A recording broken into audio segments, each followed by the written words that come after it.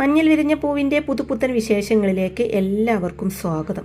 അങ്ങനെ സുജ മല്ലികാമയോട് വന്ന് വിവരം അറിയിക്കുന്നത് മല്ലികാം പറയുന്നുണ്ട്, 3 കോടി രൂപ ചെയ്യാത്ത തെറ്റിന് ഞാൻ കൊടുക്കേണ്ട തുക നടന്നത് തന്നെ എന്ന് പറയുന്നുണ്ട് കേട്ടോ. അതെ, ഇവർക്ക് ഈ പ്രശ്നം അവസാനിപ്പിക്കണമെന്നില്ല, എന്നെ നാറ്റിക്കണം, ഇതാണ് ലക്ഷ്യം എന്ന് പറയുന്നുണ്ട് കേട്ടോ മല്ലികാമ. അപ്പോൾ സുധ പറയുന്നുണ്ട്, പ്രശ്നം മുഴുവൻ ഉണ്ടാക്കുന്നത് പ്രതിഭാമയ, സുധക്കും മോൾക്കും കിട്ടുന്ന ക്യാഷും വാങ്ങിച്ച് പോയിക്കൊള്ളാം എന്നുണ്ട്. സമ്മതിക്കാത്തത് പ്രതിഭാമയാണെന്ന് സുജ പറയുന്നതും എസ്റ്റേറ്റിന്റെ പകുതി വാങ്ങിച്ചു തരാമെന്ന് അവർക്ക് വാക്കു കൊടുത്തിട്ടുണ്ടാവും. ആ പാവങ്ങൾ അത് വിശ്വസിച്ചു കാണും. പക്ഷേ പോകെ പോകെ അവർക്ക് മനസ്സിലാവും 100 രൂപ പോലും കിട്ടാൻ പോകുന്നില്ലാന്ന്. അന്നേരത്തേക്ക് സമയം ഒരുപാട് വൈകിട്ടുണ്ടാവും. കേസിന് പോയാൽ പിന്നെ ഞാൻ ഒരു കോംപ്രമൈസും ചെയ്യില്ല. സുപ്രീം കോടതി വരെ പോവേണ്ടി വന്നാലും ശരി, ഞാൻ ഫൈറ്റ് ചെയ്യുമെന്ന് പറയുന്നുണ്ട് മല്ലികാമ. നിയമപരമായി പോയാൽ അവർക്ക് തുക കിട്ടുമെന്ന് സുജ ചോദിക്കുന്നതും കിട്ടില്ല, പക്ഷേ അവർ വിചാരിക്കും കിട്ടുമെന്ന്. പ്രതീക്ഷകളാണല്ലോ മനുഷ്യനെ മുന്നോട്ട് നയിക്കുന്നത്. പ്രതീക്ഷ ഒരു മാരക രോഗം കൂടിയാണ് സുജ. മരുന്നില്ലാത്ത ആ രോഗത്തിന്റെ പിടിയില സുധയും മോളെന്ന് പറയുന്നുണ്ട് മല്ലികാമ.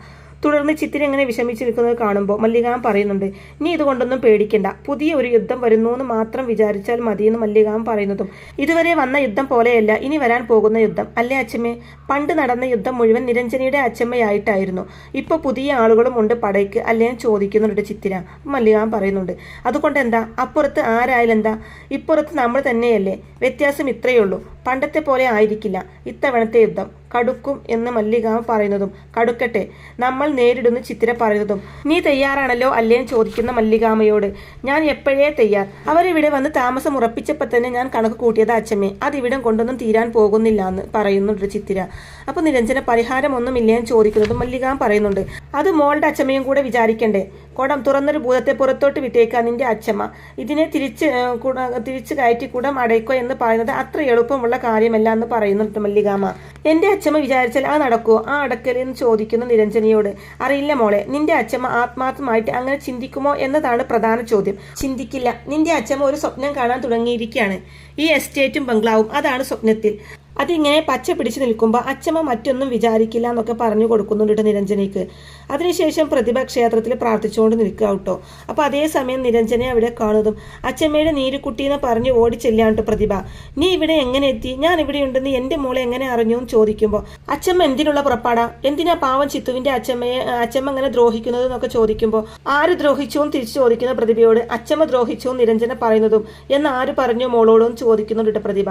തുടർന്ന് പറയുന്നുണ്ട്, മോളെ മല്ലികയില്ലേ, അവളൊരു കള്ളിയാ, ആ കള്ളത്തരം പൊളിക്കാനാണ് ഞാൻ ശ്രമിക്കുന്നത്, അല്ലാതെ ദ്രോഹിക്കാനൊന്നുമല്ല എന്ന് പ്രതിഭ പറയുന്നതും അതൊന്നും വേണ്ട, ചിത്തുവിന്റെ അച്ഛമ്മ നല്ല ആളാ, അച്ഛമ്മയെക്കാട്ടിലും നല്ല ആളാ, കള്ളി അച്ഛമ്മയാണെന്നൊക്കെ പ്രതിഭയുടെ മുഖത്ത് നോക്കി പറയുന്നുണ്ട് നിരഞ്ജന. അപ്പൊ പ്രതിഭ പറയുന്നുണ്ട്, നന്ദിയില്ലാത്തവളെ, കുരുത്തം കെട്ടവളെ, സ്വന്തം അച്ഛമ്മയെ തള്ളി പറയുന്നു എന്നൊക്കെ ചോദിക്കുമ്പോൾ നന്ദിയില്ലാത്തത് അച്ഛമ്മയ്ക്കാ.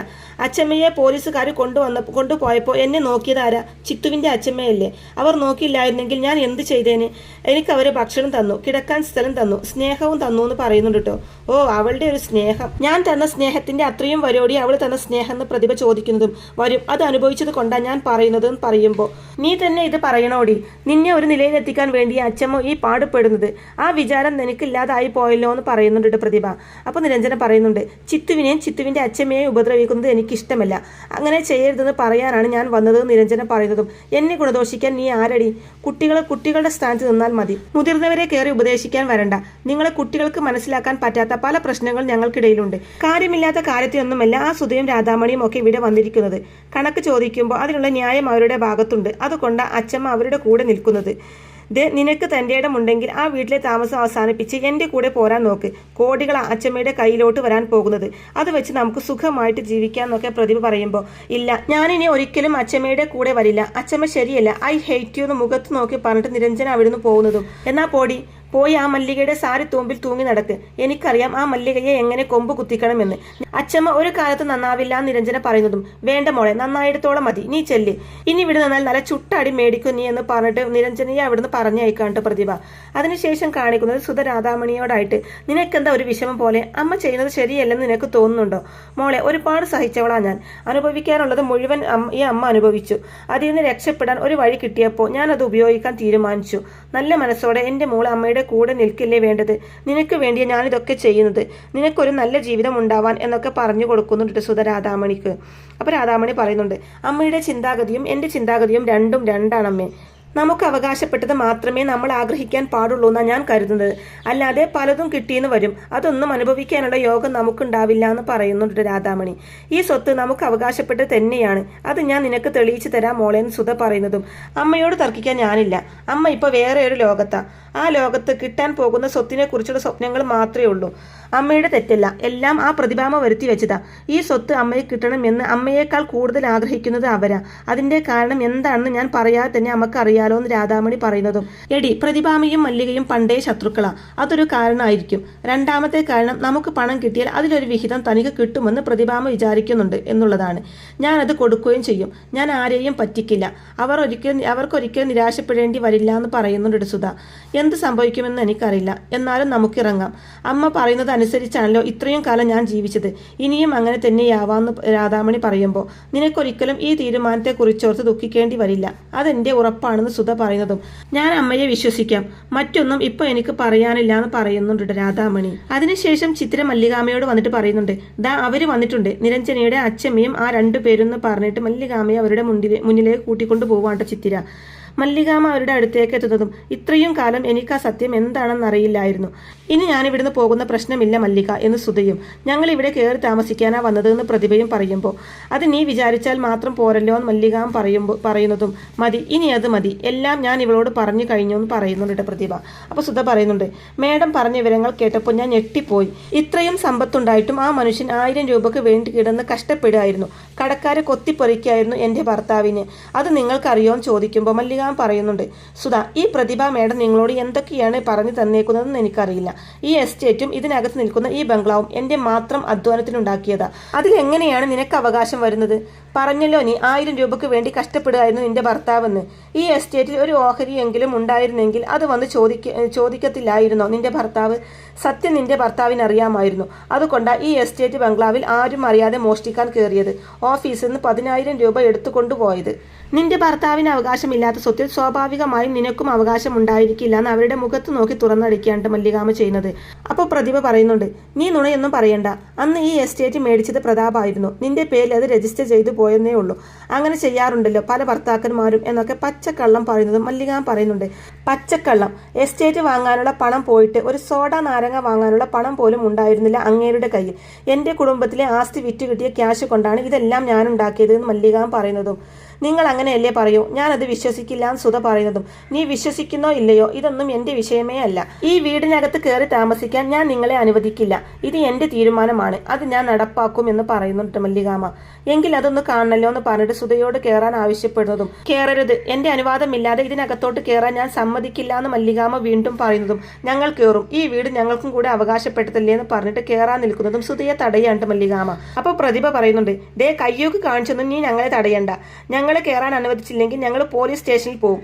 പ്രതാപിന്റെ നാറിയ കഥ നാട്ടുകാരറിയും, അത് വേണോന്ന് ചിന്തിക്കുമെന്ന് പ്രതിഭ പറയുന്നതും ആരറിഞ്ഞാലും എനിക്കൊരു പ്രശ്നവുമില്ല, പോലീസ് എങ്കിൽ പോലീസ്, എവിടെ വേണമെങ്കിലും നീ പരാതിയായിട്ട് പൊക്കോ, ഞാൻ നേരിടാൻ തയ്യാറാണെന്ന് പറയുന്നുണ്ട് മല്ലികാമ. സുധേ മതി, നമുക്ക് പോലീസിൽ അറിയിക്കാം, ബാക്കി ചർച്ചയൊക്കെ പോലീസിൽ എന്ന് പറഞ്ഞിട്ട് അവരെയും കൂട്ടിക്കൊണ്ട് അവിടുന്ന് പോവാണ്ട് പ്രതിഭ. അങ്ങനെ മല്ലികാമയും പ്രതിഭയും സുധയും പോലീസ് സ്റ്റേഷനിൽ എത്തുന്നുണ്ട് കേട്ടോ.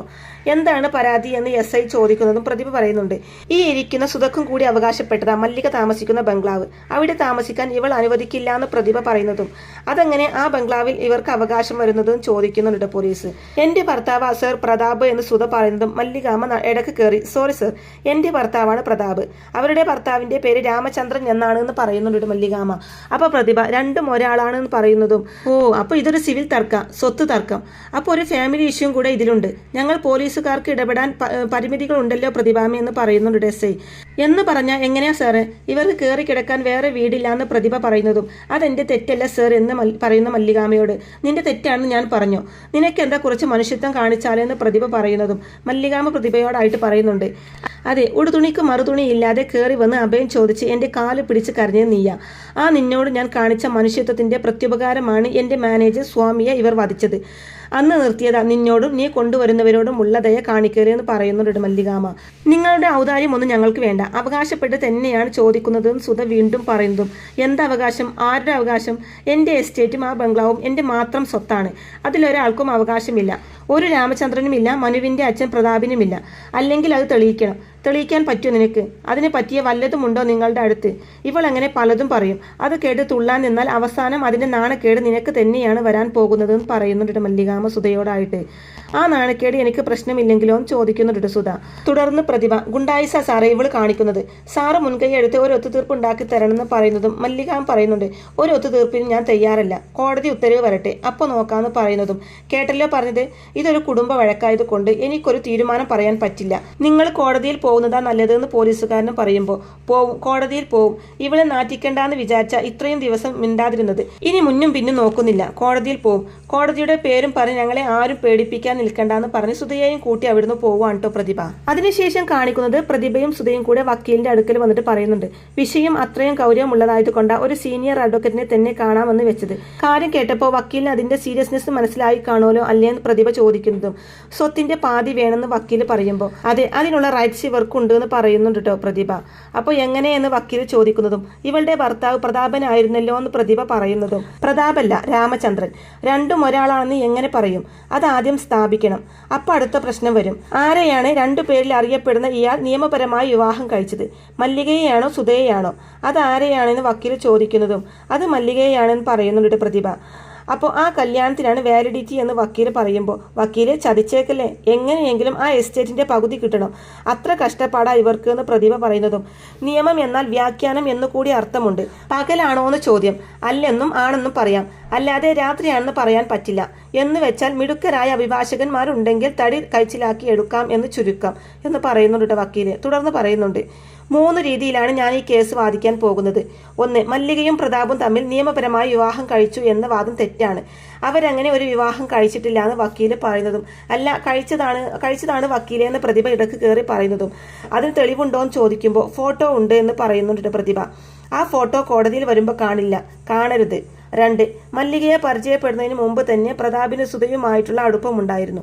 അതിനുള്ള തെളിവുകൾ നമ്മൾ ഉണ്ടാക്കും. 3, അതാണ് പരമപ്രധാനം. ഇവർക്ക് ആ വീട്ടിൽ താമസിക്കാനുള്ള അനുവാദം കോടതി തരണം. എന്റെ പേശില്, അവകാശത്തിന്റെ പേശിലല്ല, നിവൃത്തിക്കേടിന്റെ പേശില്. ഇവർക്ക് കയറി കിടക്കാൻ ഇടമില്ല. എന്തിന്റെ പേരില്? 2 സ്ത്രീകൾ, സാധുക്കൾ, ആലംബഹീനർ. അവരെ ആ വീട്ടിൽ തന്നെ താമസിപ്പിക്കാൻ അനുവദിക്കണമെന്ന് നമ്മൾ പറയും. യാചനയാണ്, തർക്കമല്ല. ദയുണ്ടാകണം. കോടതി അംഗീകരിക്കും. ആ വീട്ടിൽ കയറി പറ്റാൻ സാധിച്ചാൽ പിന്നെ എന്ത് ചെയ്യണമെന്ന് ഞാൻ പറയാതെ തന്നെ അറിയാലോ എന്ന് വക്കീൽ ചോദിക്കുമ്പോൾ അറിയാമെന്ന് പറയുന്നുണ്ട് കേട്ടോ. അപ്പോൾ വക്കാലത്ത് ഒപ്പിട്ടിട്ട് തൽക്കാലം പൊയ്ക്കോളും. പോകുമ്പോൾ ഒരു സംഗതി പ്രത്യേകം ഓർക്കണം എന്ന് കൂറി ഓർമ്മപ്പെടുത്തുമ്പോൾ, കല്യാണ ഫോട്ടോ അല്ലേ, അത് ഞാൻ ഏറ്റു എന്ന് പറയുന്നുണ്ട് പ്രതിഭ. അങ്ങനെ സുധ വക്കാലത്ത് ഒപ്പിട്ടിട്ട് വക്കീലിനെ ഏൽപ്പിച്ചിട്ട് അവരവിടുന്ന് പോവാണ് കേട്ടോ. തുടർന്ന് കാണിക്കുന്നത് കാട്ടുപന്നിയെ വല വെച്ച് പിടിക്കാനായിട്ട് തുടങ്ങുകയാണ് നാട്ടുകാർ. അപ്പോൾ കാട്ടുപന്നിയെ ഉപദ്രവിക്കാൻ പാടില്ലെന്ന നിയമം എന്ന് അവരിൽ ഒരാൾ പറയുമ്പോൾ, ഉപദ്രവിക്കുന്നില്ലല്ലോ, വല വെച്ച് പിടിക്കുന്നു, നന്നായി തല്ലുന്നു, കാട്ടിലേക്ക് തന്നെ തിരിച്ചയക്കുന്നു എന്ന് പറയുന്നുണ്ട് മറ്റൊരു സ്ത്രീ. തല്ലാനും പാടില്ലെന്ന നിയമം എന്ന് അയാൾ വീണ്ടും പറയുന്നതും, അപ്പോൾ നമ്മുടെ കൃഷി നശിപ്പിക്കുന്നതിന് ആര് സമാധാനം പറയും? ഒരു ഭാഗത്ത് കാട്ടുപന്നി, വേറൊരു ഭാഗത്ത് വന്യമൃഗങ്ങളും ആനയും, കർഷകനും ജീവിക്കേണ്ടതെന്ന് പറയുന്നുണ്ട് കേട്ടോ. പന്നി വീഴുമെന്ന് ഉറപ്പുണ്ടോയെന്ന് ഒരാൾ ചോദിക്കുമ്പോൾ, അതൊക്കെ നമ്മുടെ ഭാഗ്യം പോലെ ഇരിക്കും. വല വെക്കുക, വീഴുന്നതും കാത്തിരിക്കുക, ബാക്കിയൊക്കെ ദൈവത്തിന്റെ കയ്യിലാണെന്ന് പറഞ്ഞിട്ട് അവർ വല വെക്കാൻ പോവാണ് കേട്ടോ. പിന്നീട് പ്രതിഭ ഇങ്ങനെ ആലോചിച്ചുകൊണ്ട് അങ്ങോട്ടും ഇങ്ങോട്ടും ഇങ്ങനെ നടക്കുകയാണ് കേട്ടോ. അപ്പോൾ സുധ എന്താ ഈ ആലോചിച്ച് കൂട്ടുന്നത് എന്ന് ചോദിക്കുമ്പോൾ, ആ ഫോട്ടോ അവിടുന്ന് എടുക്കണം, അതിനെന്താ വഴി എന്ന് ആലോചിക്കുകയായിരുന്നു എന്ന് പ്രതിഭ പറയുന്നതും, ഏത് ഫോട്ടോ എന്ന് ചോദിക്കുന്നുണ്ട് സുധ. മല്ലികയും പ്രതാപവും ഒരുമിച്ച് നിൽക്കുന്ന ഫോട്ടോ, അവരുടെ കല്യാണ ഫോട്ടോ എന്ന് പറയുന്നുണ്ട് പ്രതിഭ. കേസിൽ അതൊരു വിഷയമാണോ പ്രതിഭാമയും ചോദിക്കുമ്പോൾ, വിഷയമാണ്. മല്ലികയും പ്രതാപും നടന്ന വിവാഹത്തിന്റെ തെളിവാണ് ആ ഫോട്ടോ. അതില്ലെങ്കിൽ കോടതിയുടെ മുമ്പിൽ പല കളിയും കളിക്കാൻ പറ്റുന്ന വക്കീല് പറഞ്ഞതെന്ന് പ്രതിഭ പറയുന്നതും, അതെങ്ങനെ അവിടുന്ന് എടുക്കാൻ പറ്റുമെന്ന് ചോദിക്കുന്ന സുധയോട്, ഞാൻ പോയാലോ എന്ന് ചോദിക്കുന്നുണ്ട് പ്രതിഭ. പ്രതിഭാമയെ മല്ലിക കയറ്റുമെന്ന് സുധ ചോദിക്കുന്നതും, അവരുടെ പെർമിഷൻ വാങ്ങി ചെല്ലുന്നതിനെ കുറിച്ചല്ല ഞാൻ പറഞ്ഞത്, രഹസ്യമായിട്ട് ആരും അറിയാതെ അകത്ത് കയറി അതെടുക്കുന്നതിനെ കുറിച്ചാണെന്ന് പറയുന്നുണ്ട് പ്രതിഭ. മോഷ്ടിക്കാനാണോ എന്ന് സുധ ചോദിക്കുന്നതും, എന്ത് വേണമെങ്കിലും വിളിക്കാം, ഫോട്ടോ നമ്മുടെ കയ്യിൽ വരണമെന്ന് പറയുമ്പോൾ പിടിച്ചാലോ എന്ന് ചോദിക്കുമ്പോൾ, തല്ലുകൊള്ളുന്ന ഉറപ്പല്ലേ, കൂടുതൽ ശ്രദ്ധിക്കേണ്ടി വരുമെന്ന് പറയുന്നുണ്ട് കേട്ടോ. സാഹസികമാണ് കാണിക്കാൻ പോകുന്നതെന്ന് സുധ പറയുന്നതും, അതെ സാഹസം തന്നെയാണ്. ആർക്ക് വേണ്ടിയാ കാണിക്കുന്നത്? നിങ്ങൾക്ക് വേണ്ടിയാ.